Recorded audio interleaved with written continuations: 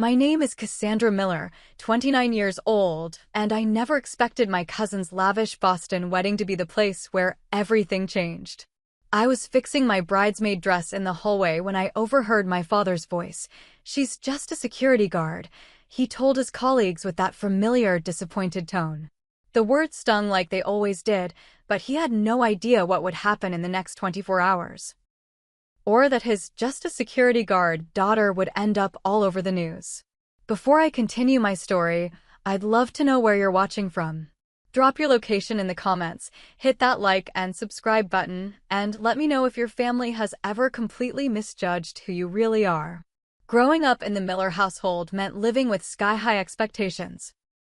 Our colonial-style home in Wellesley, Massachusetts, housed a family of overachievers led by my father, Thomas Miller, a corporate attorney whose client list included half the Fortune 500 companies in Boston. My mother, Amanda, was equally impressive as one of the top cardiothoracic surgeons at Massachusetts General Hospital. Their wedding photos showed two people who looked like they belonged on a magazine cover. Both brilliant, beautiful, and from families where excellence wasn't just encouraged, it was the baseline. My older brother James took after my father in every way possible. From his analytical mind to his impeccable fashion sense, he was the perfect heir to the Miller legal legacy. By the time I was in high school, James was already at Harvard Law, following directly in our father's footsteps. When family friends would visit, my parents would parade James's accomplishments like prize trophies, his LSAT scores, his internship at the state attorney's office, the law review articles he'd published. The pride in my father's voice was unmistakable. Then there was my younger sister, Catherine, Katie to the family, who was my mother's medical protege. Even in high school, she could recite complex anatomical terms and would spend weekends shadowing our mother at the hospital. She had our mother's delicate hands and steady nerves, perfect for the surgical career that everyone knew was her destiny. While other teenagers were at the mall, Katie was taking advanced biology courses and volunteering in medical clinics. And then there was me, Cassandra, Cassie to everyone except my father, who insisted on using my full name. I wasn't unambitious or unintelligent. I consistently made the honor roll and captained the track team. But my interests diverged from the Miller family tradition of medicine and law. In my sophomore year of high school, we had a career day where a former FBI agent spoke about security work. Something clicked inside me that day: the systematic approach to protection, the psychological aspects of threat assessment, the balance of physical and mental skills required. When I shared my newfound interest at dinner that night, my father chuckled as if I'd told a joke. "Security is what people do when they can't get into law school, Cassandra," he said, passing the potatoes without looking up. My mother at least tried to be supportive in her own way. "Honey, with your grades, you could do so much more. Maybe forensic psychology if you're interested in that sort of thing." But I was stubborn, another Miller family trait. Throughout high school, I focused on developing skills that no one else in my family valued. While James memorized legal precedents and Katie studied cellular biology, I took self-defense classes, studied surveillance techniques, and read everything I could about threat assessment and security protocols. I joined the school's ROTC program, which my parents tolerated only because it looked good on college applications. My physical abilities developed alongside my analytical skills. I could run 5 miles without breaking a sweat, bench press more than most guys on the football team, and had reflexes that my coaches called uncanny. But these weren't achievements that earned space on the Miller family brag wall, where diplomas and academic awards were displayed like masterpieces in a museum. The real breaking point came during my senior year when college decisions had to be made. The family expectation was clear. I would apply to Ivy League schools and pursue either pre-law or pre-med.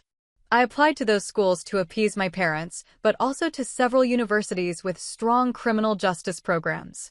When my acceptance letter from Northeastern University arrived with a partial scholarship to their criminal justice program, I was ecstatic. My parents were not.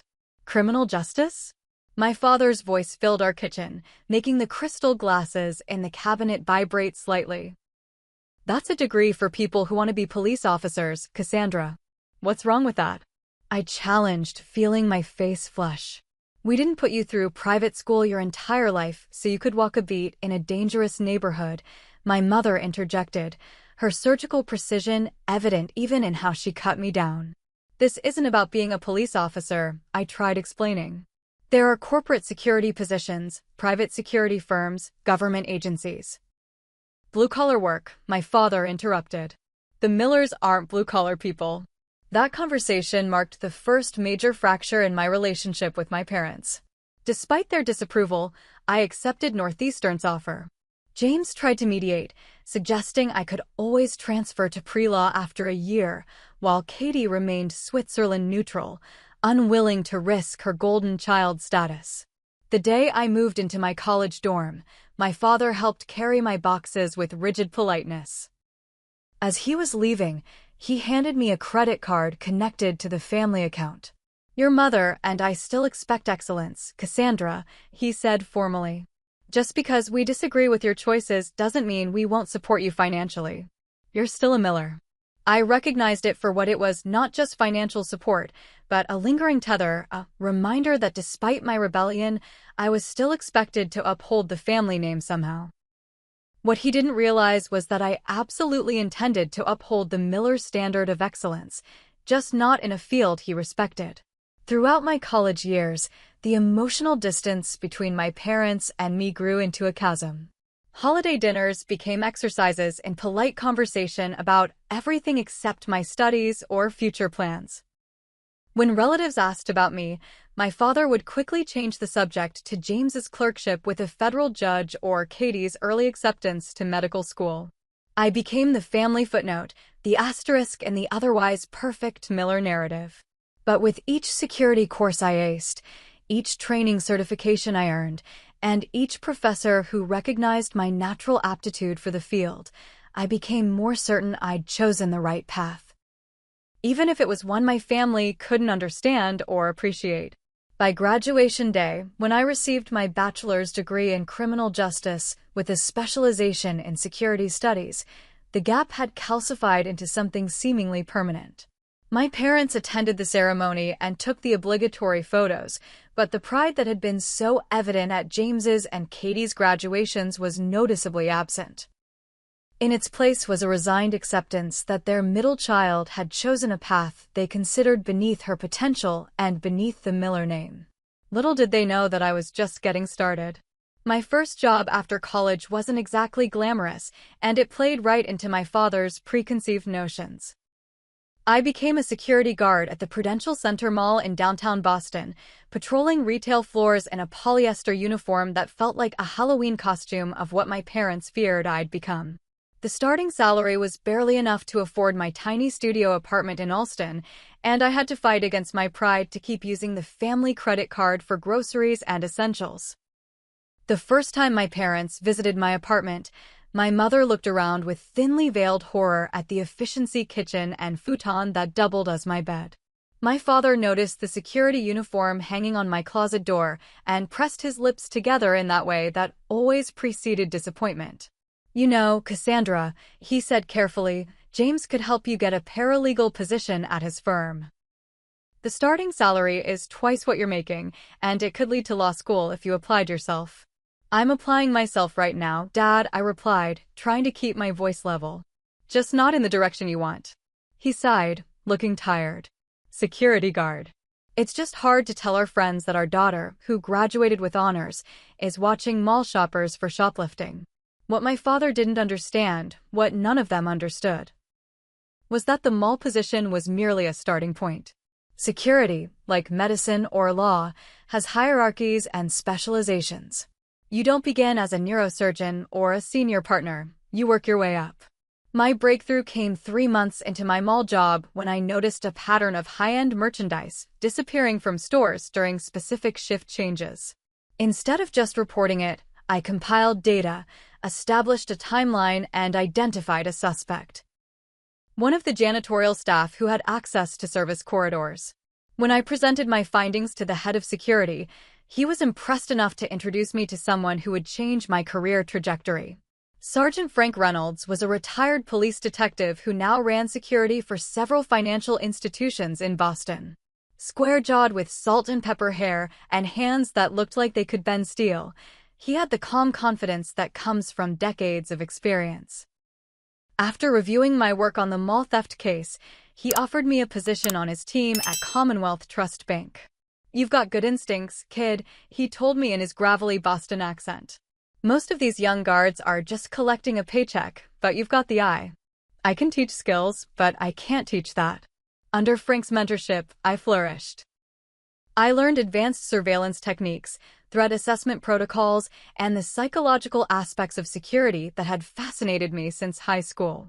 Frank became the professional father figure my own father had refused to be, praising my aptitude while pushing me to improve. "You're not just a security guard," he'd tell me. "You're a security professional. There's a difference." I soaked up everything Frank taught me, earning certifications in advanced threat assessment, emergency response, and executive protection. When Frank recommended me for specialized training with former military and law enforcement personnel, I took unpaid leave to attend, living on ramen noodles for weeks to afford it. My family remained largely uninterested in these developments. At Thanksgiving dinner, while James discussed his first major case win and Katie detailed a complicated surgical procedure she'd assisted with, I tried to share my experience providing security for a visiting foreign dignitary at the bank. "That's nice, honey," my mother said, clearly not listening. "James, tell us more about that class action suit." I stopped sharing my professional life with them after that. If they weren't interested in my successes, they didn't deserve to know about them. 2 years into my bank security position, I had built a reputation among Boston's private security community as someone with exceptional observational skills and quick thinking. When an incident occurred, an attempted robbery that I thwarted by noticing behavioral indicators before the perpetrator even drew his weapon, it caught the attention of people beyond my immediate circle. An email arrived from Griffin Elite Security, a firm so prestigious in security circles that it was essentially the equivalent of a white shoe law firm in my father's world. They specialized in high-level executive protection, cybersecurity integration, and threat assessment for corporations and individuals with assets worth protecting. Their client list was confidential, but rumor had it they protected tech billionaires, visiting royalty, and diplomats during sensitive negotiations. The recruitment process was grueling: physical tests, psychological evaluations, scenario simulations, and technical assessments that pushed me to my limits.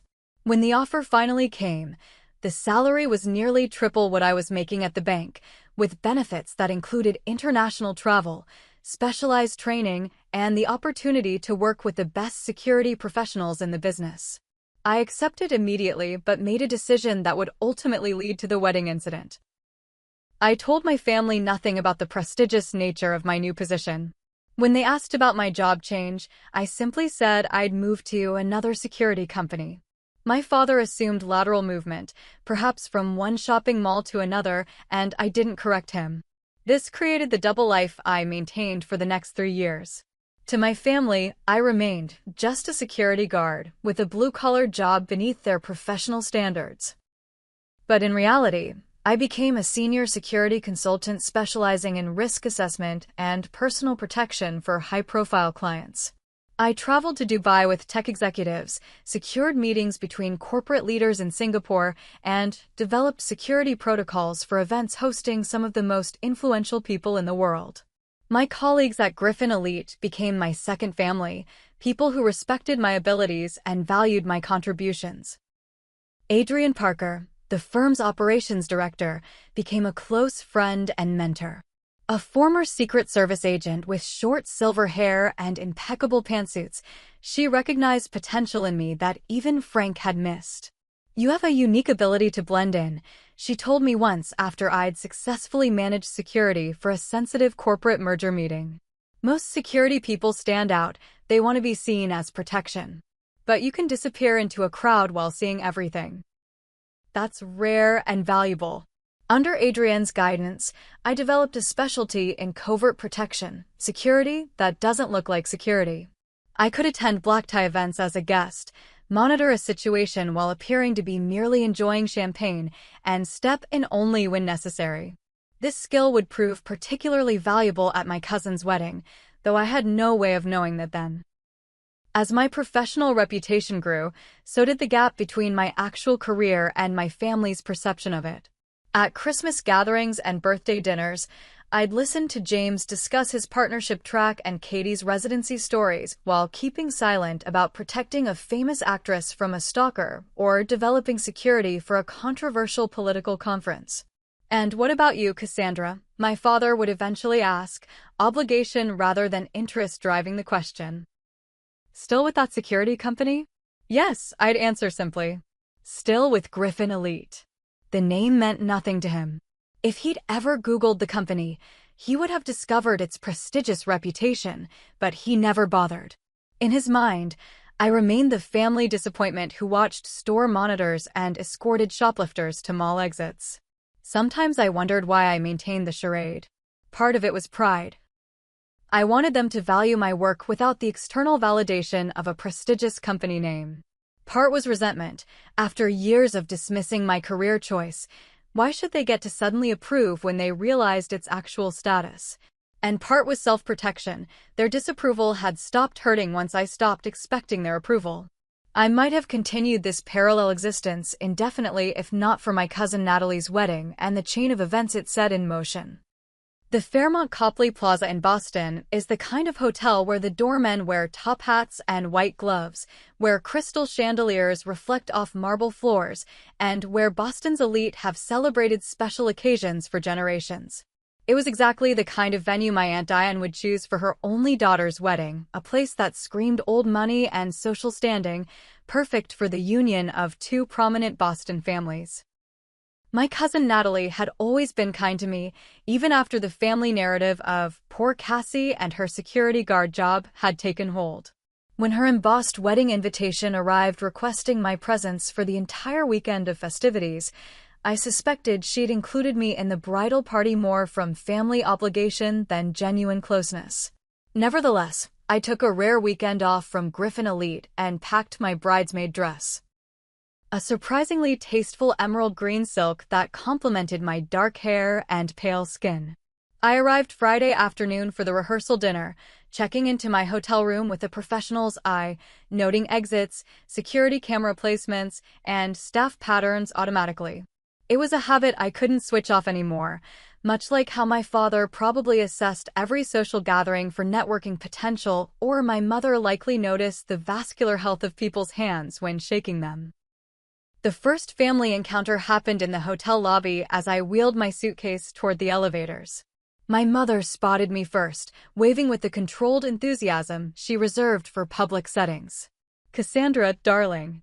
She air-kissed near both my cheeks, careful not to smudge her perfect makeup.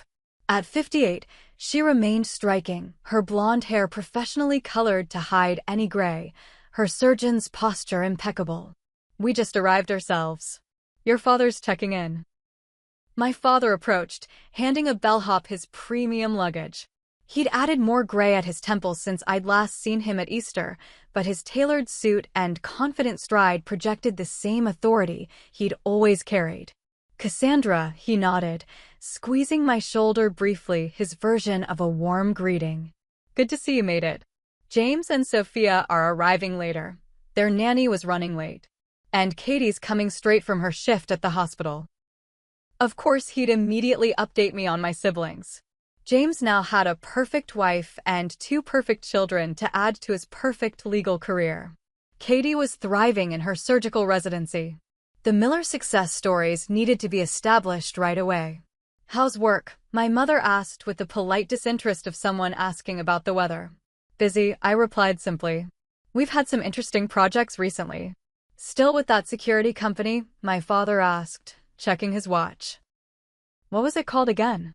"Griffin Elite," I answered, knowing the name meant nothing to him. "Well," he said with forced brightness, "at least it's steady employment in this economy." The condescension stung, but I'd grown accustomed to it. Before I could respond, my Aunt Diane swept into the lobby, clipboard in hand and wedding coordinator trailing behind her. "Thomas." Amanda, she called, then noticed me. And Cassie. Wonderful, you're here. Natalie will be so pleased. We're gathering in the Renaissance room at 5 for the rehearsal. The afternoon continued in a blur of wedding preparations, family arrivals, and the careful social choreography that accompanies such events. Throughout it all, I maintained my role as dutiful bridesmaid while fielding the usual questions from relatives I rarely saw. Security? Still doing that? How interesting. Have you thought about going back to school for something else? Is there advancement in that field, dear? Each question carried the subtext, when will you get a real career like the rest of the Millers? The rehearsal dinner was held in a private dining room at the hotel's restaurant. Crystal clinked against fine china as waiters poured expensive wine and served delicate portions of perfectly prepared food. I was seated at a table with other bridesmaids and groomsmen, thankfully away from my immediate family, though close enough to observe them. My father was in his element, surrounded by other successful professionals. From my position, I could see him gesturing animatedly as he spoke to a small group of men in expensive suits, colleagues or friends of the groom's family, perhaps. I wouldn't have paid attention except that I heard him mention my name. My daughter Cassandra? Yes, she's here, one of the bridesmaids, he was saying to a distinguished older man with a bow tie. James is our attorney, he's with Robertson and Schmidt now. And Catherine is finishing her surgical residency at Mass General. And your other daughter? The man prompted. What does she do? There was a microsecond of hesitation before my father replied with a dismissive wave of his hand. She's just a security guard. You know how it is, not everyone can follow the family tradition. The words hit me like a physical blow. Not the fact that he described my job incorrectly, I was used to that. But the just before it, and the apologetic tone, as if my career choice was something that required an explanation or excuse. I set down my fork, appetite gone. Across the room, my mother caught my eye, and something in my expression must have told her I'd overheard. She at least had the decency to look momentarily uncomfortable before turning back to her conversation. After dinner, while guests mingled with drinks, I stepped out onto the terrace for air. I was surprised when my father joined me a few minutes later, scotch in hand. Beautiful venue, he commented, looking out at the Boston skyline. Diane has outdone herself. It's lovely, I agreed stiffly. A moment of silence stretched between us before I decided to address what I'd heard. I'm not just anything, Dad, I said quietly. He turned, his expression confused before understanding dawned. You heard that? I didn't mean anything by it, Cassandra. You've been dismissing my career for years, I continued, keeping my voice level. Would it kill you to show a fraction of the pride you have for James and Katie? My father sighed, swirling his scotch. It's not about pride. We just had different expectations for you. You're smart, capable. You could have been anything. I am something, I countered. Just because it's not what you wanted doesn't make it worthless. I never said worthless, he defended. Security is necessary work. Someone has to do it. And that someone is me. By choice. Because I'm good at it. He nodded absently, clearly not really hearing me. Of course you are. You're a Miller. You'd be good at whatever you applied yourself to. I just wish you'd applied yourself to something more substantial. The conversation was going nowhere, as it always did. My father couldn't see past his narrow definition of success, and I was tired of trying to make him understand. I need to get back inside, I said finally. Natalie will be looking for the bridesmaids. As I turned to leave, my father called after me, We just want what's best for you, Cassandra. I paused, but didn't turn around. No, Dad. You want what looks best to other people. I rejoined the party, plastering on a smile that didn't reach my eyes. Tomorrow was Natalie's big day, and despite my hurt feelings, I wouldn't let family tension ruin her wedding. What I didn't realize was that the wedding would end up being eventful in ways none of us could have anticipated. Wedding day dawned clear and bright, the kind of perfect early autumn day that makes Boston magical, crisp air, golden sunshine, and the public garden across from the hotel ablaze with fall colors. As a bridesmaid, my morning was scheduled down to the minute, hair appointment at 8 o'clock, makeup at 9:30, mimosas and light brunch with the bridal party at 10:45, Photos at noon, ceremony at 2 o'clock. By 11:30, with my hair swept into an elegant updo and my makeup professionally applied, I had a rare moment of downtime while Natalie had her final dress fitting. Rather than remain in the bridal suite with the other chattering bridesmaids, I decided to take a quick walk through the hotel lobby to clear my head after the previous night's tense exchange with my father. The Fairmont was buzzing with activity, not just for Natalie's wedding, but for what appeared to be at least 2 other events. Hotel security was visible but discreet, with earpieces and subtle uniforms that blended with the luxury surroundings. Normally, I would have appreciated their professionalism, but something in the lobby caught my trained eye. A man in a hotel uniform was wheeling a cart of champagne across the marble floor, standard for a busy wedding day. But his collar was wrong, slightly askew in a way that suggested the uniform was new or borrowed. His shoes, partially visible beneath his pants, were high-end Italian leather, not the practical footwear of someone on their feet all day. Most tellingly, he kept touching his ear as if listening to something, but he wore no visible earpiece like the actual hotel staff. I slowed my pace, casually taking a seat in a lobby armchair that offered a good vantage point. Over the next 10 minutes, I observed the man make 3 trips through the lobby, each time with different service equipment, each time scanning the room in a pattern that wasn't casual, but methodical. When he disappeared down a service corridor, I noticed another man, this one in a guest suit rather than a uniform, following the same skin pattern from near the reception desk. My professional instincts hummed with warning.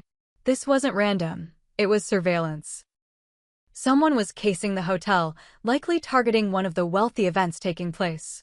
I debated my options: alert hotel security with what was, admittedly, just a professional hunch? Call Griffin Elite for a consult? Or handle it myself? The decision was made for me when I spotted a third person, a woman in a housekeeping uniform with the same incongruent details, exchange a nearly imperceptible nod with the suited man. I recognized the team dynamic immediately. This was a coordinated operation. I pulled out my phone and texted Adrian at Griffin, at Fairmont Copley for family wedding. Observing potential team of 3+ conducting pre-operational surveillance. Professional quality. Worth running names through database. Her response came quickly. Send pics if possible. We'll check known individuals targeting high-end events in Boston area. Using my phone's camera, I discreetly took photos of the 3 suspects, making it appear as though I was checking social media or taking selfies. I sent them to Adrian and returned to the bridal suite, my mind now split between bridesmaid duties and security concerns. 20 minutes later, as I was helping Natalie with her veil, my phone buzzed. Adrian's message made my stomach drop. Confirmed. Thomas Ward's crew. High-end jewelry thieves.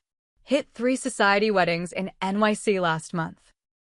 Stealing family heirlooms, wedding gifts. Very sophisticated. Local police notified, but evidence insufficient for immediate response. Can you maintain surveillance until we get someone there? ETA 45 minutes. I glanced at Natalie, radiant in her designer gown, pearls that had belonged to her grandmother adorning her neck. Around the room, other bridesmaids were putting on family jewelry pieces, diamonds, sapphires, heirlooms worth tens or hundreds of thousands of dollars. The wedding gifts displayed in an adjacent room included antique silver, crystal, and other valuables. Will do, I texted back. Ceremony starts in 2 hours. We'll delay if necessary. Do not engage, Adrian warned. These people are professionals. Ward himself has assault charges. Under normal circumstances, I would have followed that directive. But these weren't normal circumstances. This was my family's event being targeted, and waiting 45 minutes might be too late. I excused myself again, claiming I needed to check on the flower arrangements. Once in the hallway, I kicked off my heels and moved quickly to the service elevator, using my room key card to override the staff-only restriction, a trick Frank had taught me years ago that worked on most hotel systems. In the back corridors of the hotel, I moved efficiently, checking storage rooms and service areas. In a linen closet on the ballroom level, I found what I was looking for. Evidence of their preparation. A hotel luggage cart had been modified with hidden compartments, perfect for quickly loading and removing valuable items during the chaos of a wedding reception. As I was examining it, I heard footsteps approaching. I slipped behind a rack of tablecloths just as the door opened and the false waiter entered, now accompanied by a fourth person I hadn't seen before. A tall, lean man with a thin scar along his jawline who moved with the confident ease of someone in charge. Thomas Ward himself, I realized. The notorious jewel thief whose crew had stolen millions in valuables from society events across the country. Timelines moved up, Ward was saying quietly. Security change at 3:30 instead of 4 o'clock. We go during the ceremony, not the reception. Less witnesses, more time with the gifts before they're missed. What about the family jewels? The fake waiter asked. The bride's wearing the target pieces. Amy will handle it, Ward replied. Bridesmaid emergency. Spilled drink, torn dress. Something to get her alone. She knows what to do. They were planning to target Natalie directly. My cousin on her wedding day. They left and I waited 30 seconds before slipping out of the closet. I had less than an hour before they would make their move. Not enough time for Griffin backup to arrive. I texted Adrian again with the updated information and made a decision. I wouldn't let them ruin Natalie's wedding. I wouldn't let them steal family heirlooms and gifts. And I wouldn't wait for backup. Returning to the bridal suite, I pulled aside Natalie's mother, my Aunt Diane. There's a security situation, I said quietly. Nothing to panic about, but I need you to move all the wedding gifts to a secure location immediately. Say there's been a change of plans for the display. Aunt Diane blinked in confusion. What are you talking about, Cassie? Please trust me, I insisted. I work in high-level security. There are professional thieves targeting the wedding. They're planning to steal the gifts during the ceremony and possibly Natalie's jewelry as well. To her credit, Aunt Diane didn't dismiss me outright. Are you serious? Should we call the police? They've been notified, but they won't arrive in time. I have colleagues coming, but for now, we need to secure the valuables without causing panic. Perhaps it was my tone or the confidence with which I spoke, but Aunt Diane nodded. What do you need me to do? Have the gifts moved to the hotel vault immediately. Tell the bridesmaids to leave any valuable jewelry in the hotel safe, not in the suite. And don't let Natalie be alone with any hotel staff we haven't personally verified. As Aunt Diane went to handle the gifts, I made another quick call to a Griffin elite colleague who lived in Boston, explaining the situation. He promised to be there in 20 minutes, still cutting it close, but better than nothing. I returned to my bridesmaid duties, helping Natalie with last-minute preparations while keeping a vigilant eye on everyone entering the suite.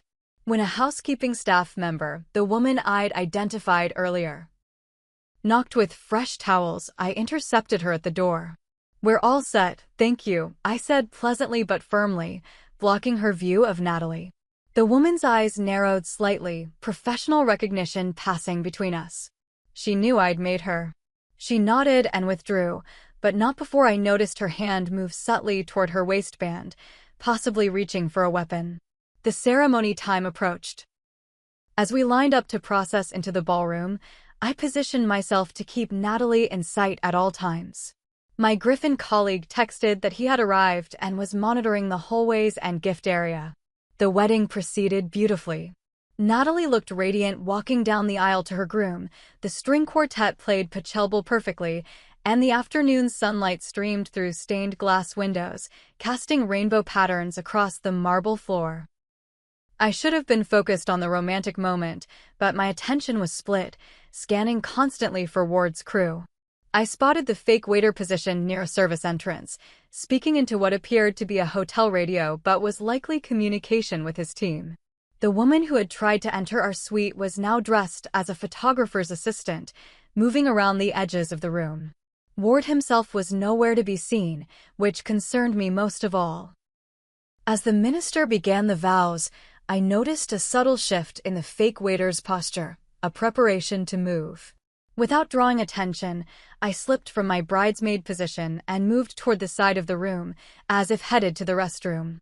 I was halfway there when I saw it, Ward himself emerging from behind a decorative screen, moving purposefully toward the now empty bridal suite where the bridesmaids' purses and personal items remained.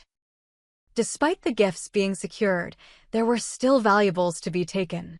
I followed, maintaining distance, watching as he used some kind of electronic device to override the key card lock. As he slipped inside, I texted my colleague his location and approached the door. What happened next occurred in a matter of seconds. I entered to find Ward rifling through the bridesmaids' belongings, a small bag already filled with jewelry and electronics. "Hotel security," I said calmly. "I'm going to need you to put those down." Ward turned, surprise quickly replaced by cold calculation on his face. "No, you're not security," he said, his voice eerily calm. "You're with the wedding. The bridesmaid who's been watching us." He moved toward me, reaching again to his waistband. I didn't wait to see if he was armed. Years of training took over. As he lunged, I sidestepped, using his momentum against him. A quick strike to his solar plexus doubled him over, and I followed with a precise hit to the nerve bundle in his shoulder. Ward dropped to his knees, and I had him in a joint lock before he could recover, using a bridesmaid's curling iron cord to secure his wrists. The door burst open, and my Griffin colleague entered, followed by 2 actual hotel security guards who had finally been alerted to the situation. "Perfect timing," I said dryly. "His team includes at least 3 others. The waiter by the east entrance, the photographer's assistant, and likely a 4th person we haven't identified." My colleague nodded, already coordinating with hotel security through his earpiece. Within minutes, the entire team had been apprehended and real police were on their way. By the time I returned to the ceremony, the couple was being pronounced husband and wife. No one in the wedding party had noticed my brief absence, and the guests remained blissfully unaware of the drama that had unfolded. As everyone applauded the newlyweds' first kiss, I caught my Aunt Diane's questioning look from the front row. I gave her a subtle nod and watched relief wash over her face. Crisis averted. Wedding saved. What I didn't realize was that a hotel security camera had captured my takedown of Thomas Ward. Or that by morning, that footage would be playing on every local news station in Boston. I woke the next morning to my phone buzzing incessantly with notifications. Bleary-eyed and still exhausted from the previous day's events, I swiped open my screen to find dozens of missed calls, text messages, and social media alerts. Most puzzling were texts from Griffin elite colleagues I rarely heard from, all variations of "nice work" and "you're famous." Confused, I opened a link that Adrian had sent with the message, "Cat's out of the bag, Cassie. Might want to prepare your family." The link took me to a Boston news station's website, where the headline made my stomach drop: "Society Wedding Saved by Undercover Security Expert, Notorious Jewel Thief Captured." The accompanying video, clearly taken from the hotel's security feed, showed me in my emerald bridesmaid dress taking down Thomas Ward with professional precision. Though my face was partially obscured from the camera angle, anyone who knew me would recognize me instantly. The article identified me as an undercover operative from Griffin Elite Security, one of the nation's most prestigious private security firms, who happened to be attending the wedding. A quote from Boston Police Department's Lieutenant Rodriguez praised the quick thinking and exceptional training of the security professional who prevented what could have been a theft of hundreds of thousands of dollars in family heirlooms and wedding gifts. I sat up in bed, fully awake now. This wasn't how I'd planned for my family to discover the truth about my career. For years, I'd maintained the fiction of being just a security guard, partly out of resentment, partly from pride. Now that careful deception had been shattered by a viral security video and a slow news day in Boston. As if on cue, my phone rang with my mother's ringtone. I took a deep breath and answered. "Cassandra? Are you watching the news?" Her voice held an unfamiliar tone. Something between confusion and shock. "I just saw it, Mom. Your father and I are in the hotel restaurant. Could you come down and explain what's going on?" The Fairmont's restaurant was buzzing with wedding guests enjoying their post-celebration brunch. As I approached my parents' table, I noticed how my father sat unusually rigid, his newspapers open but unread. My mother was stirring her coffee absently, her usual composed expression replaced by genuine bewilderment. I slid into the empty chair across from them, bracing myself for their reaction. So, my father began, his voice carefully neutral. Griffin Elite Security. Yes, I replied simply. Which is not, as we were led to believe, a mall security position. No, it's not. A waiter approached, but my father waved him away impatiently. The news is calling it one of the nation's most prestigious security firms. They said you're a senior consultant who protects diplomats and executives. There was no point in downplaying it now. That's correct. And you've let us believe for years that you were working some low-level security job because... The hurt in my mother's voice was unexpected. Because you made it abundantly clear that unless I was a doctor or lawyer, my career wasn't worth discussing, I said, keeping my voice level. You dismissed security work as blue-collar and beneath our family, so I stopped trying to make you understand. My father opened his mouth to object, then closed it again, uncharacteristically lost for words. Before he could formulate a response, my cousin Alexis rushed over to our table, phone in hand. Oh my God, Cassie, you're all over social media. Look at this. She thrust her phone toward us, showing a TikTok video of my takedown that had already accumulated hundreds of thousands of views. The caption read, "Bridesmaid by day, badass security expert by night." Hashtag wedding ninja, hashtag security queen. The whole family is talking about it. Alexis continued excitedly. Uncle Robert says you saved like $500,000 in jewelry and gifts. Is that true? And do you really protect celebrities and billionaires? That's so cool. My mother looked like she might faint. My father was staring at Alexis's phone, watching the footage replay of his daughter, the disappointment, the security guard, efficiently neutralizing a notorious criminal. Alexis, could you give us a minute? I asked gently. Oh, sure, sorry, she said, bouncing away to undoubtedly spread the news to more relatives. An uncomfortable silence fell over our table. Finally, my father cleared his throat. Why didn't you tell us the truth about your position? It was the million-dollar question, wasn't it? The one that cut to the heart of our family dynamic. I tried, in the beginning, I said carefully. I tried to explain that security isn't just guards at malls. That there are levels of expertise and specialization, just like in law or medicine. But you weren't interested in hearing it. My mother had the grace to look ashamed. We may have been closed-minded. You introduced me as just a security guard to your colleagues at the rehearsal dinner, I reminded my father. Just yesterday, you were embarrassed by my career. He flinched slightly. I didn't understand what you actually did.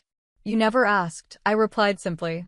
Not once in the past 5 years have you asked me about my work with any genuine interest. You assumed, and I stopped correcting you. As if the universe had timed it perfectly, a breaking news alert appeared on the restaurant's television. The morning show was now interviewing Lieutenant Rodriguez about the capture of Thomas Ward. We've been trying to catch Ward's crew for months, the officer was saying. The security consultant who apprehended him demonstrated exceptional skill. Griffin Elite is known for hiring only the top professionals in the field, former military special forces, FBI agents, and specialists with unique abilities. They're essentially the Navy SEALs of private security. Every head in the restaurant turned toward the TV, including my parents. I watched their expressions as the magnitude of my actual professional standing began to dawn on them. Is that true? My mother asked quietly. You work with former FBI and military personnel. I train them sometimes, I answered, the admission feeling both vindicating and exhausting. I specialize in covert protection and threat assessment. The clients I can't name would surprise you. My father was staring at me as if seeing me for the first time. And your salary? Benefits. Of course, that would be his next question. Comparable to a senior associate at your law firm, Dad. Maybe better, with international assignments. The waiter returned, this time with my brother James and his wife Sophia in tow. James was looking at me with an expression I'd never seen from him before, something approaching respect. Cassie, what the hell, he said, pulling up a chair. Sophia's father called us this morning asking if my ninja sister could consult on security for his company's annual meeting. I thought he was having a stroke or something until we saw the news. For the next hour, as more family members trickled in, I found myself at the center of attention for the first time in my adult life. My aunt and uncle thanked me profusely for saving their daughter's wedding. Cousins peppered me with questions about my work. Even my usually aloof brother seemed genuinely impressed by the footage of my takedown. Throughout it all, my parents remained uncharacteristically quiet, absorbing this new reality where their middle child. The disappointment, the one who had rejected the family path, was suddenly being hailed as something of a hero. As the impromptu family gathering began to disperse, my father finally spoke up again, his voice uncharacteristically hesitant. "Cassandra, we may owe you an apology." It was perhaps the first time I'd ever heard him struggle for words. "We made assumptions," my mother added softly. "We should have asked more questions." It wasn't a full acknowledgement of how they dismissed my choices for years, but it was a start. The revelation of my actual career had forced them to confront their preconceptions, though I knew one viral video wouldn't instantly heal years of accumulated hurt. As we prepared to leave the restaurant, Lieutenant Rodriguez himself appeared, approaching our table with purpose. "Ms. Miller," he asked, extending his hand to me. "I wanted to thank you personally. We've been after Ward for months. Your intervention was textbook perfect." My father watched this exchange, the respect in the officer's voice unmistakable. I saw something shift in his expression, perhaps the beginning of a reevaluation that had been years in the making. "She's a Miller," he said suddenly, his voice carrying that familiar pride I'd heard him use when discussing James's legal victories or Katie's surgical accomplishments. "Excellence runs in the family." Our eyes met, and for the first time in years, I felt seen by my father, not as the daughter who had disappointed him, but as a professional who had excelled in her chosen field. It wasn't everything, but it was something. As we left the hotel that day, I knew that the family dynamics had shifted irrevocably. The truth was out, the carefully maintained fiction shattered. What would build in its place remained to be seen, but for the first time in years, I felt a glimmer of hope that my parents might finally understand the path I had chosen. The media frenzy that followed the wedding incident gave my family little opportunity to process the revelations about my career privately. By Monday morning, local Boston stations had pieced together more details. I wasn't just a security consultant, but one of Griffin Elite's top operatives, with specialized training that put me in an elite category even within the prestigious firm. A profile piece in the Boston Globe's business section referred to me as one of the most sought-after security experts on the East Coast and mentioned some of my publicly known assignments, including protection details for international business conferences and consulting work for technology companies concerned about industrial espionage. While I had managed to keep most of my high-profile client work confidential, enough information emerged to paint a picture dramatically different from the mall security guard image my family had maintained for years. I had returned to my apartment Sunday night, hoping for a brief respite from the family drama before returning to work on Tuesday. When my doorbell rang Monday afternoon, I wasn't entirely surprised to find my father standing in the hallway, his usual confident posture slightly diminished. "May I come in?" he asked formally, as if visiting a stranger's home. I stepped aside to let him enter. My apartment, which I'd never invited my parents to visit after they dismissed my first studio as beneath our family standards, was a spacious two-bedroom in one of Boston's more expensive neighborhoods. The furnishings were minimalist but high quality, the artwork original pieces I'd collected during international assignments. Floor-to-ceiling windows offered a stunning view of the Charles River. My father took it all in, his expression unreadable. "This is not what I expected." "What did you expect, Dad?" "Thought I'd be living in some security guard dormitory." He winced slightly at the edge in my voice. "I suppose I deserve that." I gestured for him to sit on the leather sofa while I took the armchair opposite. An uncomfortable silence stretched between us until he finally spoke. "Your mother wanted to come too, but she had an emergency surgery. She sends her, well, I'm not sure what exactly she sends. We're both still processing." "That makes 3 of us," I replied evenly. My father ran a hand through his silver hair, a rare gesture of uncertainty from a man who prided himself on always knowing exactly what to say. I've been reading about Griffin Elite since yesterday. Their client list, their reputation in the security industry. It's impressive. Yes, it is. Why didn't you tell us? He asked, the question erupting with surprising emotion. All these years, we thought you were working some dead-end security job, barely making ends meet. We worried about you. I couldn't help the bitter laugh that escaped me. Worried? Is that what you call it? You belittled my career choice at every opportunity. You made it clear you thought I was wasting my potential. You introduced me to your colleagues as just a security guard, with that tone that said everything about how you really felt. We didn't understand because you never tried to understand, I interrupted, years of suppressed frustration finally finding voice.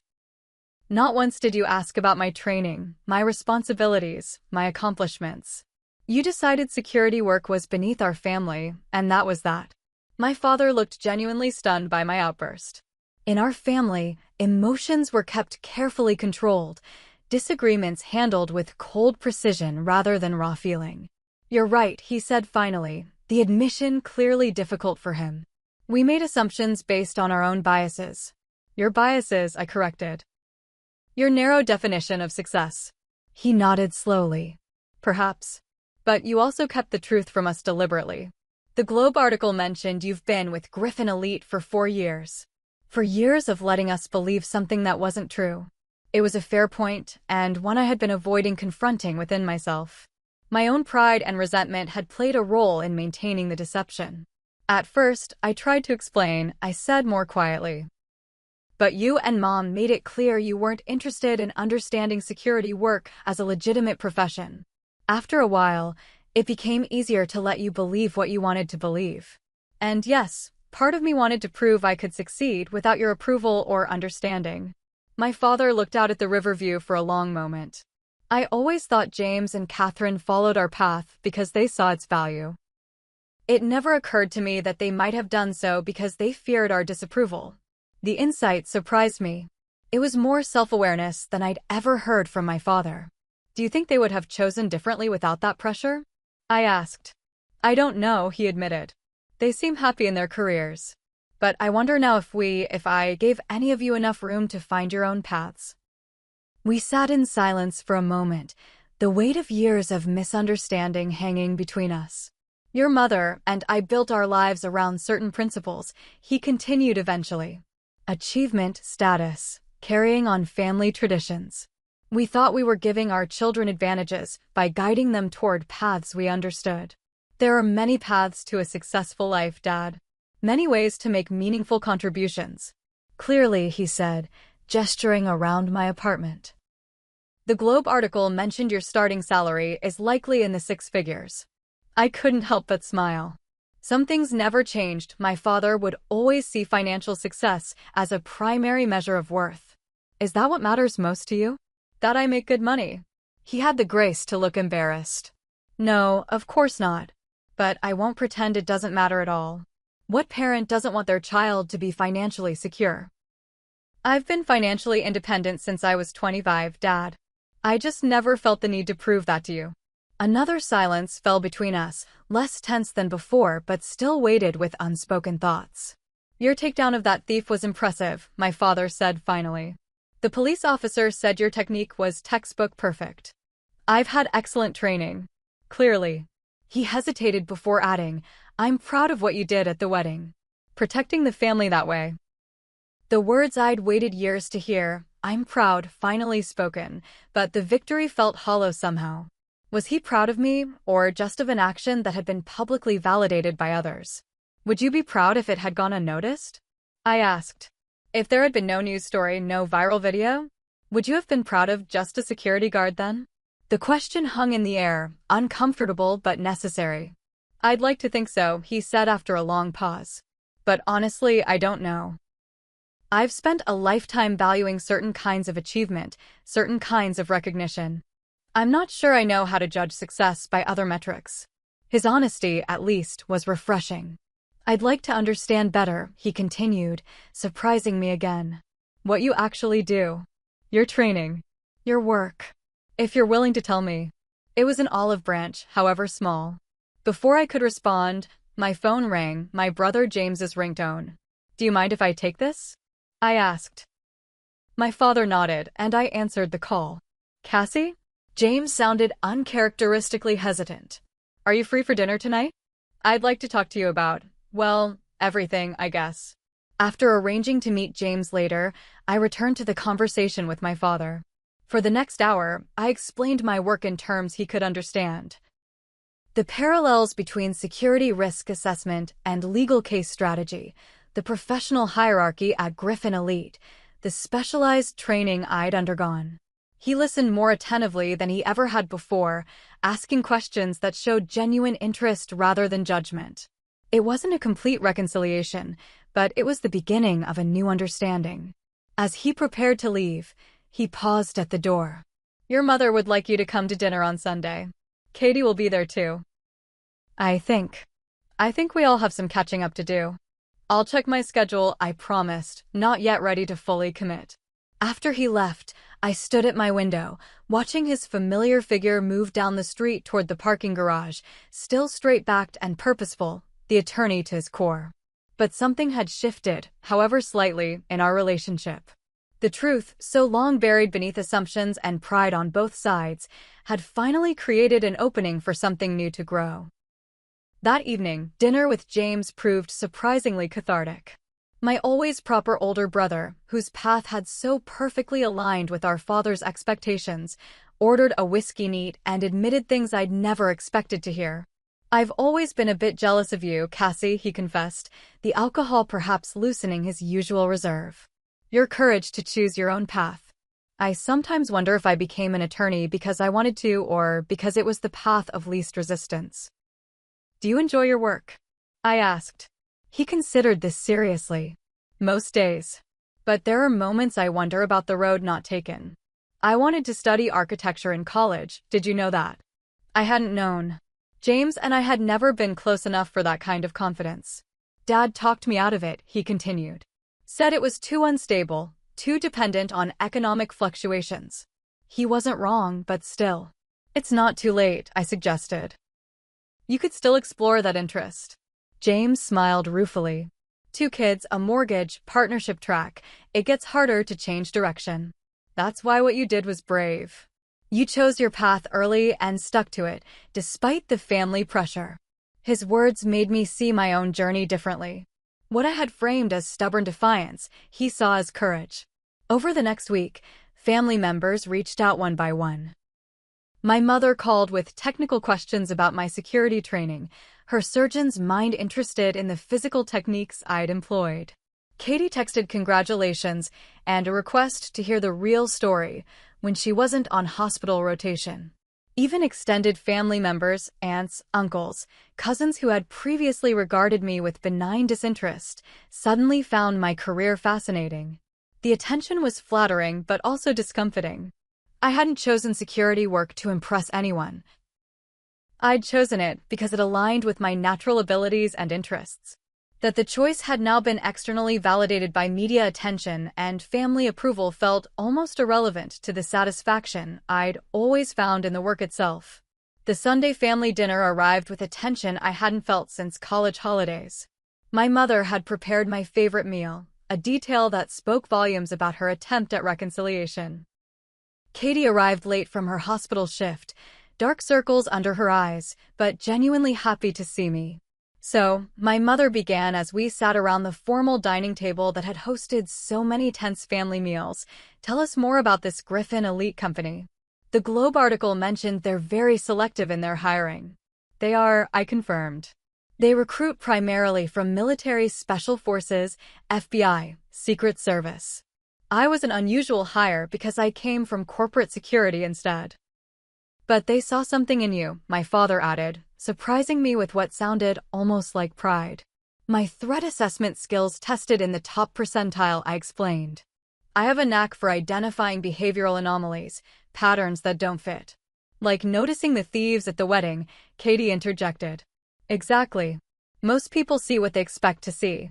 I'm trained to notice what doesn't belong. Is it dangerous? My mother asked, her surgeon's composure slipping to reveal maternal concern. It can be, I admitted. But we're very well trained for risk management. The conversation continued, more open and genuine than any family discussion I could remember. My father asked about my international assignments, Katie was curious about the physical training aspects, and my mother, ever practical, inquired about health insurance and retirement benefits. As dessert was served, my father cleared his throat in the way he always did before making an important pronouncement. "I owe you an apology, Cassandra," he said formally. "I've spent years dismissing your career choice without making any effort to understand it. That was short-sighted of me." Coming from my father, it was tantamount to throwing himself at my feet begging forgiveness. The Thomas Miller I'd grown up with rarely admitted error of any kind. "We both owe you an apology," my mother added. "We should have trusted your judgment more."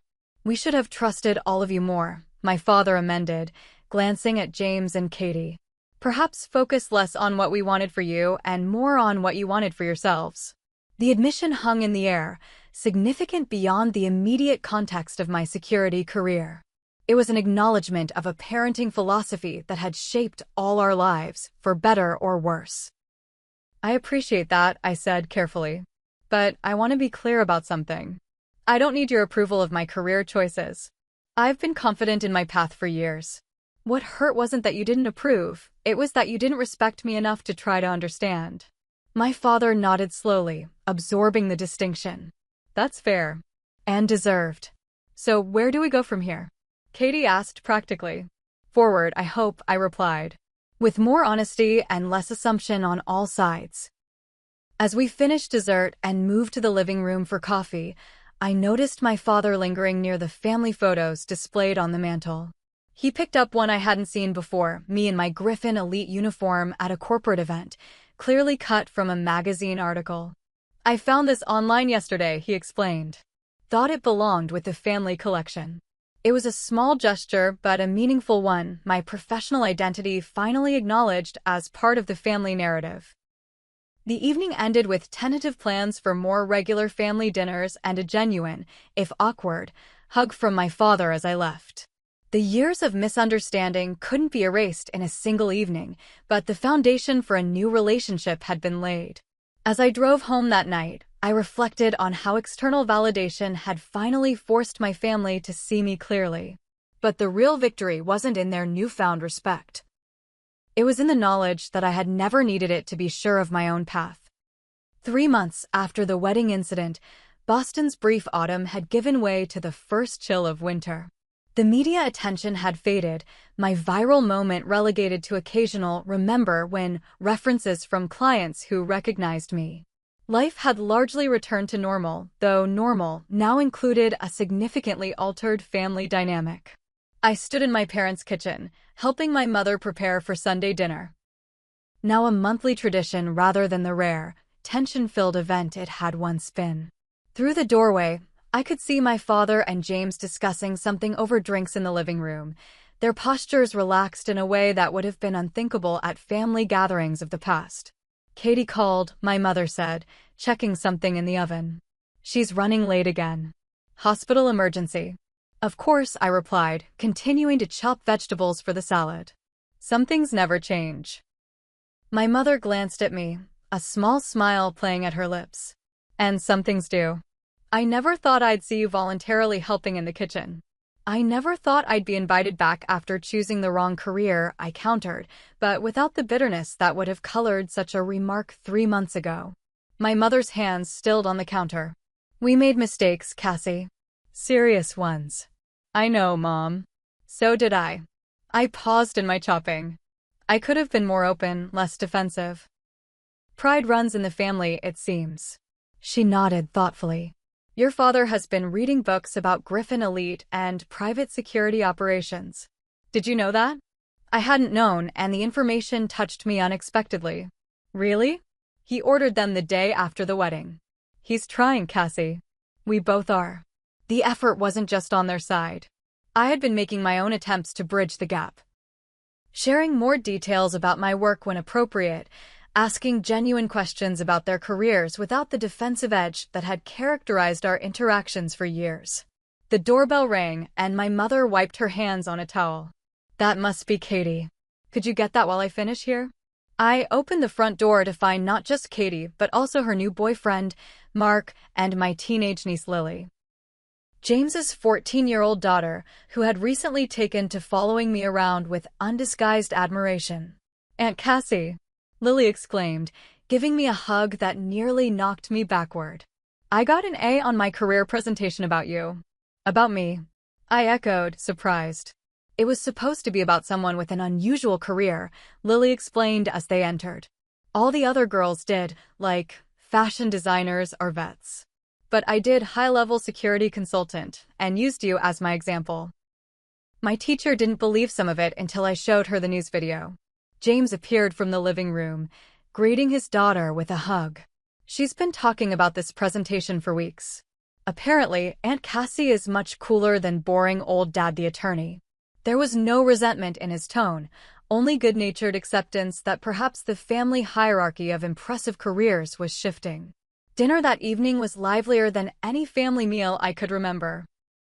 Katie's boyfriend Mark, a pediatric nurse with an infectious laugh, brought a new energy to the traditionally formal Miller gatherings. My father, who once would have subtly interrogated any newcomer about their educational pedigree and career prospects, instead listened with genuine interest to Mark's stories about hospital life. "So, Cassie," my father said during a lull in conversation, "tell us about this new assignment you mentioned. Something about a tech conference?" 3 months ago, such a question would have been unthinkable, not because my father wouldn't have asked it, but because I wouldn't have mentioned my assignments at all. "It's a major technology summit in San Francisco next month," I explained. "Several high-profile CEOs with some serious security concerns. I'm leading the advanced team." "That sounds fascinating," my father said, and the remarkable thing was that he seemed to genuinely mean it. "Is it similar to the diplomatic protection work you did in Geneva last year?" The fact that he remembered details about my previous assignments, information I'd cautiously shared over recent family dinners, was itself a sign of how much had changed. "Similar protocols, but different threat assessment matrices," I replied, finding myself naturally shifting into the technical aspects of my work. "Corporate security involves more industrial espionage concerns, fewer political threats." My father nodded thoughtfully. "I imagine there's overlap with some of the intellectual property cases we handle at the firm." "Absolutely. In fact, I consulted on a case last year where a client's trade secrets were compromised through physical security weaknesses rather than cyber breaches." We continued discussing the intersection of legal and security concerns, a conversation that would have been impossible months ago. Not because I couldn't have participated in such a discussion, but because neither of us would have acknowledged the other's expertise as valuable or relevant. After dinner, as James and Katie cleared the table, another change in family dynamics, where tasks were now shared rather than delegated along traditional gender lines, my niece Lily cornered me on the sofa.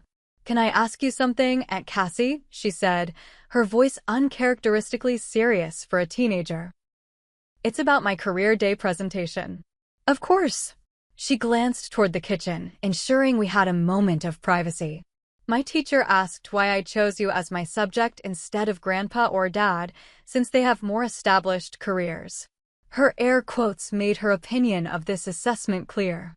I told her it was because you followed your own path even when everyone thought you were wrong. "Is that really what happened?" The question, asked with a teenager's blunt simplicity, caught me off guard with its insight. "That's a big part of it," I admitted. "I chose a career that felt right to me, even though it wasn't what was expected." "Was it scary? Going against what everyone wanted?" I considered this carefully, wanting to give her an honest answer. "Sometimes. There were moments I doubted myself, wondered if I was making a mistake. It's not easy being the family disappointment." "But you weren't really a disappointment," Lily protested.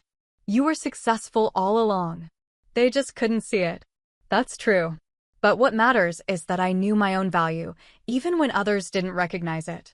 That's the hard part, believing in yourself when no one else seems to." Lily nodded solemnly. "I want to study environmental science." Dad keeps talking about pre-law programs, but I don't think that's for me. The confidence she placed in me. Sharing doubts she clearly hadn't voiced to her father felt significant. Your dad might surprise you, I suggested gently. I think our family is learning that success can look different for different people. Our conversation was interrupted as my father entered the room, followed by a colleague he'd apparently invited for after-dinner drinks, an older attorney I vaguely recognized from previous firm events. Richard, I'd like you to meet my daughter, my father said, his hand resting briefly on my shoulder. Cassandra Miller, Senior Security Consultant at Griffin Elite. She specializes in threat assessment and high-level protection services. The introduction, so different from the dismissive, "she's just a security guard," that had sparked this entire journey, wasn't delivered with embarrassment or qualification, but with the same pride he'd always used when introducing James or Katie. Yes, Richard replied, extending his hand. Thomas has been telling me about your work. Quite impressive credentials. We've actually been considering Griffin Elite for our firm's international conference security next year. As we discussed the potential security needs of his law firm's event, I caught my father watching us with an expression I couldn't quite decipher. Not quite pride, not quite regret, but perhaps a complex mixture of both. Later, as guests departed and family members prepared to leave, my father drew me aside in his home office, the sanctum where he had once counseled me against my security career ambitions. "I've been meaning to give you something," he said, opening a desk drawer. He withdrew a small box and handed it to me. Inside was a sleek business card holder in polished silver. Engraved on its surface was my name and Griffin Elite Security. I had it made after the wedding, he explained. I thought, well, every professional should have proper business cards. The gift wasn't extravagant, but from my father, a man who placed enormous significance on professional trappings, it represented something profound, acknowledgement of my professional identity on its own terms. Thank you, I said simply, knowing he would understand the layers of meaning behind those two words. I was wrong, Cassandra, he said quietly. Not just about your career, but about what success really means. I measured it in such narrow terms: degrees, titles, the right kind of profession. I miss seeing that true success is excellence in whatever path you choose. The admission, coming from a man who rarely acknowledged error, felt monumental. We can't change the past, I replied. But I'm glad we're finding a better way forward. He nodded, his usual eloquence seemingly abandoned. After a moment, he added, I'm proud of you, Cassandra. Not because you're suddenly recognized or because your job turns out to be prestigious after all. I'm proud of your conviction. Your certainty in your own path. That's something I should have valued all along. The words I'd waited years to hear, not just I'm proud, but an acknowledgement of my internal compass rather than external validation, filled a space inside me I hadn't realized was still empty. As I drove home that evening, I reflected on the journey of the past 3 months. The wedding incident had forced a confrontation that was perhaps long overdue, bringing to light misunderstandings and biases on all sides. The external validation of my career had opened a door, but the real healing had come through the conversations that followed, the difficult, honest exchanges that had allowed my family to see me clearly and, perhaps more importantly, allowed me to see them as flawed, well-intentioned humans rather than just the judges of my life choices. The painful irony wasn't lost on me, that after years of resenting my family's fixation on external validation, it had taken precisely that kind of public recognition to break through our impasse. But perhaps that was simply human nature. Sometimes we need to be shaken out of our established patterns before we can see beyond them. In the end, the lesson wasn't that I needed my family's approval or that they needed to recognize my professional success. It was that genuine understanding requires openness on all sides, a willingness to explain without defensiveness, to listen without preconception, to recognize that our differing paths can all lead to meaningful lives. As I pulled into my apartment building's garage, my phone pinged with a text from Lily. Thanks for talking today. I told Dad about environmental science. He said we'd research programs together this weekend. You were right. I smiled, thinking about how family patterns can change, how rigid expectations can soften, how bridges can be built across even the deepest divides. Sometimes it takes a dramatic moment, a wedding day crisis, a viral video, a public revelation, to catalyze that change. But the real work happens in the quiet moments that follow, in kitchens and living rooms and honest conversations. The security guard and the attorney, the surgeon and the environmental scientist in training. We were all finding our way toward a new understanding of family, of success, of what it means to truly see and support one another. And that, perhaps, was the most important security of all. Have you ever had a moment when your family or friends finally saw you for who you really are? Or have you experienced being misunderstood by those closest to you? I'd love to hear your stories in the comments below. Don't forget to like this video and subscribe to our channel for more stories about family relationships, personal growth, and finding your own path. Share this video with someone who might need to hear that it's okay to follow their own journey, even when others don't understand it at first. Thank you for joining me for this deeply personal story, and I'll see you in the next video.